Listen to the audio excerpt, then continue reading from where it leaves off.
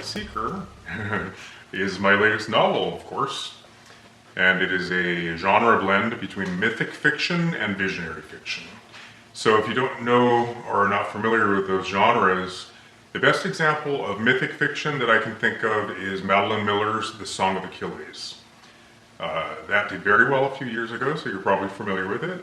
And then the best example I can think of for visionary fiction would be Paul Coelho's The Alchemist. It's been translated into more languages than the Bible. So it's a genre blend, which could mean a little bit of a marketing challenge, but I feel like it's really going to strike a chord with people, hopefully, and it's going to really have some universal resonance. Fingers crossed. The Seeker is a parable of the spiritual journey, of course, and it's what it sounds like. The Seeker is an individual who goes out on a quest to connect with his divinity, to reconnect with his divinity. So basically, I invented a demigod named Amadeus, and he's unaware that he is of divine heritage. He has but one memory of his mother, and she parted when he was 5. He's been sort of terrorized into never mentioning her name literally. His father said, "Her name shall never pass your lips." So, at the age of 17, Amadeus is lying on the beach, and he doesn't realize it actually, but it's the beach where he last saw her before she parted. And her voice comes to him on the wind.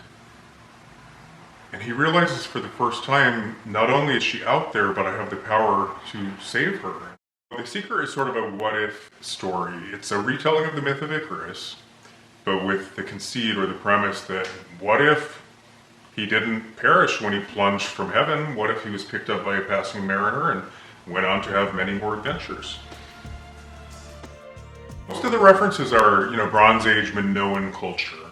So things that were later canonized in Greek classicism, of course, but were really products of Minoan religion. So I do honor, what we know about history. I honor what we know about the Minoan culture.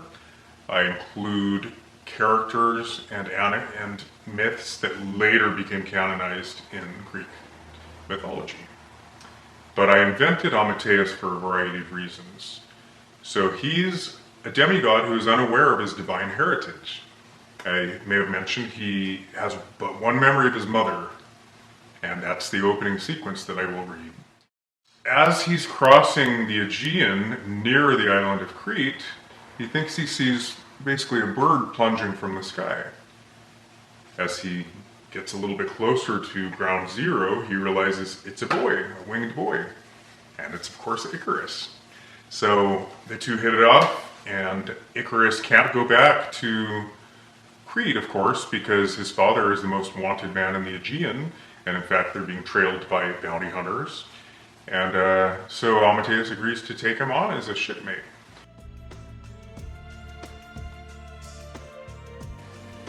Okay, so I'm going to start by reading the opening, chapter 1. I have but one memory of my mother. It's fog-shrouded and vague, diffused about the edges like an unfinished fresco on chipping plaster. The image visits me still. In the faded tableau, I'm 5. A single white cloud sails by like a lonely ship in a vast sea. My mother is with me, laughing with her toes in the sand.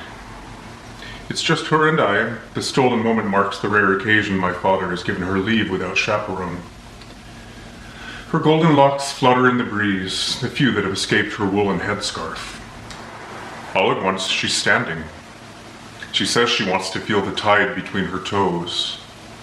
She leaves her shoes on our blanket and romps down the steady grade to the margin of darkened, compact sand slick with reflections. I feel safe. It's just her and I. My father's ill temper nowhere in the vicinity to dampen our spirits. I lay back on the warm cotton blanket, fired up by the sun.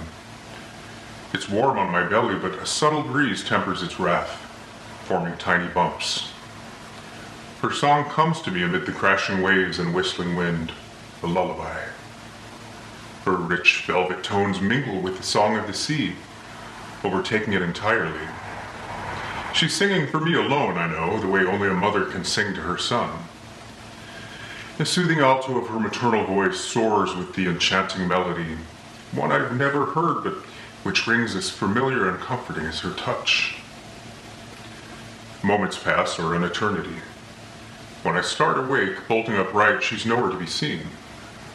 Her shoes are still beside me on the woven blanket. And then I spot her on the crest of a neighboring dune. She's facing northward up the coast, gazing off at the point where the road out of Adamus merges with heaven.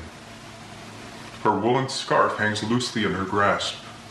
Strands of honey-laden hair float on the wind, scattering golden light. For a split second, she turns over one shoulder and her eyes lock with mine.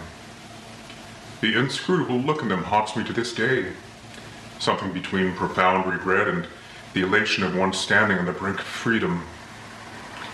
And then she dashes beyond the bone-white hillcrest and is gone. It's the last time I see her. The memory visits me on countless occasions over the years, but it's always foggy, as though seen through layers of etched glass. So much so that I wonder if I dreamt it or invented it all together.